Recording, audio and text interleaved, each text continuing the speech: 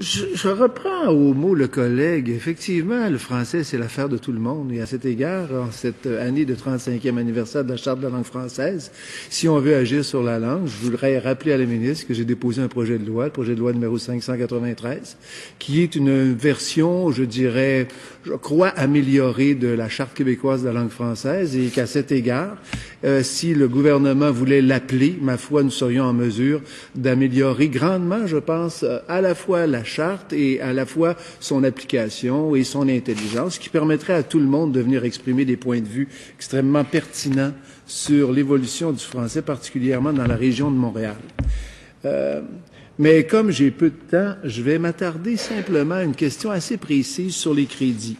Et je la pose, Monsieur le Président, en toute innocence, j'oserais dire, parce qu'il y a eu des annonces, et une qui était le jour de l'interpellation que j'avais demandé.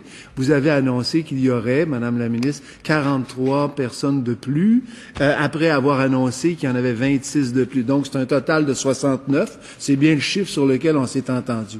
Or, quand on regarde dans les crédits, le nombre d'effectifs total qui figure au crédit qui sont publiés par le secrétariat du Conseil du Trésor. En 2011-2012, il y avait 253 effectifs totaux à l'emploi de l'Office québécois. Et en 2012-2013, donc les crédits sur lesquels on doit voter, il y en a 246. Donc, à mes yeux, il y a donc une perte de 7. Et là, vous annoncez qu'il y en a 69 de plus. Et moi, j'aimerais comprendre là où vous prenez ces 69, parce qu'il n'y a aucun chiffre qui concorde avec ça. Alors, je comprends pas cette affirmation que vous avez faite. Soit il y a quelque chose de troublant dans les chiffres, soit les crédits qu'on va approuver sont pas justes, mais il y a une incongruité là. Pouvez-vous m'expliquer cela? Madame la ministre. Oui, ça me fait plaisir, Monsieur le Président. Le député est sans doute au courant qu'il y a une politique de remplacement des personnes qui quittent.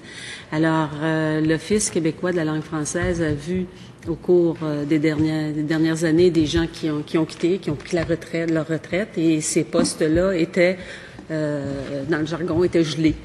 Alors, ce que nous avons obtenu du Conseil du Trésor, c'est une dérogation. Dans un premier temps, nous avons obtenu une dérogation pour 26 postes, pour dégeler 26 postes, et nous avons récemment obtenu une dérogation pour dégeler 43 autres postes, pour un total de 69 postes.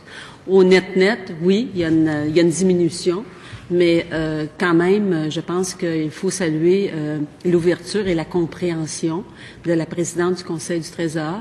Et lorsque Mme Marchand nous a demandé d'aller faire cette démarche auprès du Conseil du Trésor, on l'a fait parce qu'on y croyait, puis on pense que c'est important dans un dossier aussi stratégique d'obtenir cette dérogation. Bien sûr, si la présidente, la directrice générale de l'Office québécois de la langue française nous fait des demandes parce qu'elle constate, c'est elle qui est vraiment proche là si elle constate qu'elle a besoin j'ai plus de temps, c'est fini? Vous voulez que je fasse de courtes réponses? Très bien. J'ai peu de temps. Je vous demande d'être juste parce que à 8 minutes, j'arriverai pas à grand résultat. Mais je veux juste comprendre parce que vous dites 69. Il y en avait 253 en 2011-2012. Est-ce que vous me dites qu'il y a 69 postes qui n'étaient pas comblés en 2011-2012? Ça veut dire que, donc, durant 2011 et 2012, il n'y avait pas 253 effectifs totaux, il y en avait 194. C'est ça que vous me dites actuellement. Et que là, vous allez rattraper. Sur le papier, on avait les postes, mais les postes étaient gelés. Il y avait donc, à ce moment-là, 253 moins 69, 194 effectifs totaux qui étaient à l'emploi de l'Office québécois de la langue française en 2011-2012. C'est ça la réponse. Il y avait des postes, il y avait des postes vacants, les postes étaient là, mais les postes n'étaient pas comblés parce qu'il y avait une directive de ne pas combler les postes. Que tout l'argent, tous les montants qui étaient alloués à ces postes-là ne pouvaient pas être dépensés à cause de la directive du Conseil. Voilà. Donc, quand vous ajoutez 69 postes, vous ne faites que remplacer ceux qui avaient été soustraits de l'Office québécois. Et au total, plutôt que d'en ajouter, finalement, au total, il va en avoir 7 de moins théoriquement. Ma question, c'est les 246 que vous ajoutez, parce que c'est quand même 253 qui ont été votés. On a donné des crédits pour ça. On a dit, voici le montant pour 253. Il y en a eu 194. Il y a un déficit de 69. Est-ce que dans les 246, les crédits que nous allons voter vont aller à 69 postes de plus ou pas? Qu'est-ce qui nous garantit que les crédits qu'on vote vont vraiment être dépensés? Parce que là, au total, c'est pas ça qui s'est passé. Vous avez la garantie qu'ils vont être dépensés parce qu'on a obtenu la dérogation. Ils sont dégelés.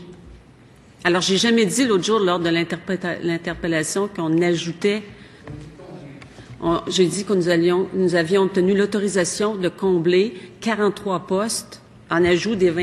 Enfin, nous avions dans une première tranche 26 postes à l'automne dernier, et nous venions d'apprendre que nous avions 43 postes qui étaient dégelés. Donc, ça veut dire les budgets sont là, mais les budgets sont gelés parce que c'est une directive du Conseil du Trésor. Alors ça veut dire que, donc, juste que ça soit clair, ça veut dire qu'en 2009-2010, il y avait 259 postes. En 2012-2013, on est rendu à 246 postes. C'est-à-dire qu'il y a eu une diminution de 5% des effectifs totaux qui sont à l'emploi de l'Office québécois. Donc, l'augmentation des demandes, l'augmentation des besoins, votre réponse, c'est celle que, oui, nous allons rattraper ce qui a été coupé par la directive du Conseil du Trésor. Mais vous ajoutez pas de personnes ressources. Il y en a moins. Il y en a moins maintenant que l'an passé, puis il y en a moins, l'an passé, il y en avait moins qu'il y a 2 ans. Donc, on est dans une courbe très descendante, là. Il y a moins d'employés pour faire plus de travail.